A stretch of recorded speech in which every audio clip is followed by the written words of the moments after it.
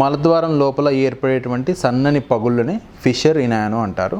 అది ఏ విధంగా అంటే మనకి ఏ విధంగా అయితే అరికాల మీద పగుళ్ళు ఏర్పడుతూ ఉంటాయో అదేవిధంగా మలద్వారం లోపల కూడా సన్నని పగుళ్ళు లాంటివి ఏర్పడతాయి. వాటిని మనము ఫిషర్స్ అని చెప్తారు. సో అసలు ఏర్పడడానికి గల కారణాలు ఏంటి? సో ముఖ్యమైన కారణము కాన్స్టిపేషన్, మలబద్ధకము, అండ్ ఎక్కువసేపు స్ట్రెయిన్ చేయడము, ప్రెగ్నెన్సీ, స్టూల్ అనేది చాలా హార్డ్గా ఉండడము, ఈ రీజన్స్ వల్ల జనరల్గా మనకి ఫిషర్స్ అనేది ఏర్పడుతూ ఉంటాయండి.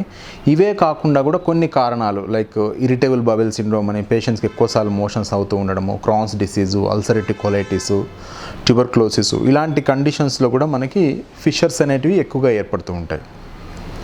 సో ముఖ్యంగా కాన్స్టిపేషన్లో అసలు ఎందుకు ఏర్పడుతుంది? కాన్స్టిపేషన్ అంటే మనకి మోషన్ అనేది చాలా రాయిలాగా, దాంట్లో ఉన్న వాటర్ కంటెంట్ అంతా ఎండిపోయినట్టు అయిపోయి మనకు మోషన్ అనేది రాయిలాగా బయటకు వచ్చినప్పుడు ఏమవుతుందంటే మలద్వారం చుట్టుపక్కల లోపల ఉన్నటువంటి ఏదైతే మెత్తని భాగం ఉంటుందో దాని మీద స్లిట్ లాంటిది ఏర్పడుతుంది అన్నమాట, కట్ లాగా అవుతుంది. దాన్నే ఫిషర్ అంటారు.